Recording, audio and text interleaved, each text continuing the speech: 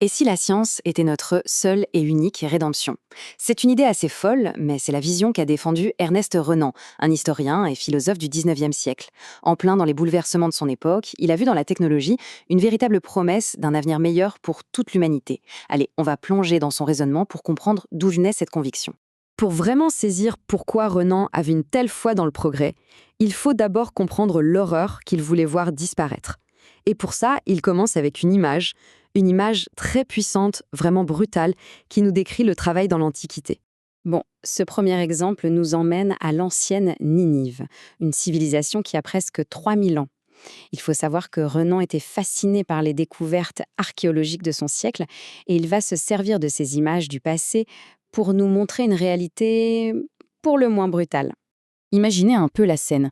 Pour construire ces statues monumentales, les Assyriens n'avaient qu'un seul outil, la pure force humaine. On parle de centaines d'hommes attachés les uns aux autres qui tiraient des blocs de pierre gigantesques sous les coups de bâton des surveillants. Une brutalité, nous dit Renan, qu'on n'infligerait même pas à des animaux. C'est l'humanité réduite à sa plus simple expression mécanique, une machine de traction. Et c'est cette expression qui est incroyable, une simplicité effrayante. Il n'y a aucune technologie, aucune ingéniosité. Juste l'application la plus directe, la plus brutale de la force musculaire humaine, sans la moindre considération pour la dignité. Passons au deuxième exemple de Renan, qui cette fois nous emmène sur les mers. Si les bâtisseurs de Ninive utilisaient l'homme comme une bête de somme, eh bien les anciens navigateurs, eux, l'utilisaient comme un moteur.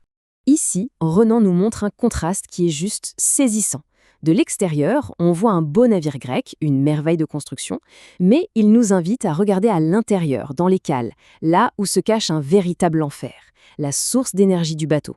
Des centaines d'hommes, les galériens, entassés, enchaînés à leurs rames. Leur vie n'est qu'un enchaînement de souffrances et de mauvais traitements. C'était tellement horrible que, comme le fait remarquer Renan, le mot galère est passé dans le langage de tous les jours pour parler d'une épreuve insupportable, d'un travail forcé, d'une dureté extrême. Et puis, pour finir, Renan mentionne rapidement une dernière hideuse occupation, moudre le grain.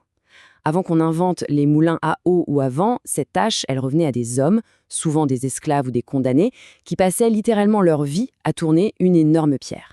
Un boulot si pénible que c'était carrément considéré comme une punition. Alors voilà, après nous avoir brossé ce tableau vraiment très sombre de la condition humaine avant l'industrie, Renan opère un virage à 180 degrés. Il ne se contente pas de se lamenter sur le passé, non. Il propose une solution, une véritable voie de salut pour l'humanité. Et là, on arrive au cœur de son idée. Pour Renan, la science, ce n'est pas juste une accumulation de savoir, c'est une force rédemptrice. Le progrès scientifique, c'est la seule clé qui peut libérer l'homme du travail qui l'écrase et lui rendre sa dignité. Cette citation, elle est centrale.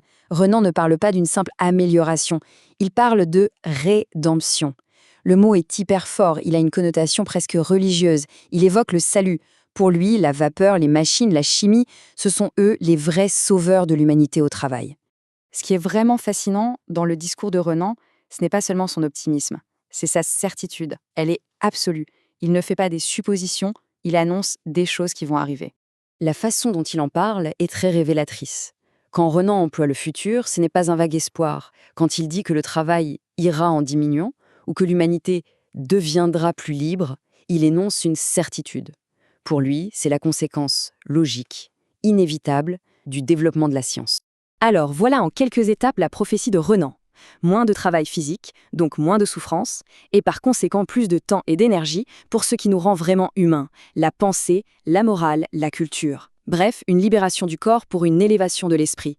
Bon, tout ça, c'était la prédiction du 19e siècle. Mais maintenant, revenons à notre réalité.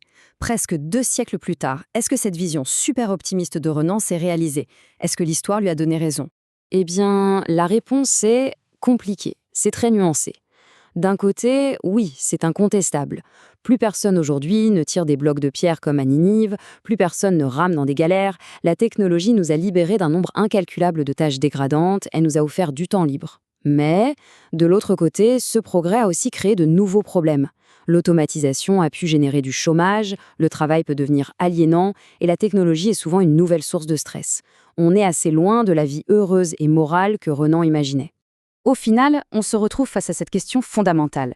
La foi de Renan dans le progrès, est-ce que c'était une vision géniale ou une illusion un peu trop optimiste? La technologie, est-ce que c'est notre rédemption ou une nouvelle forme de servitude? La réponse, on a l'impression, est encore en train de s'écrire aujourd'hui.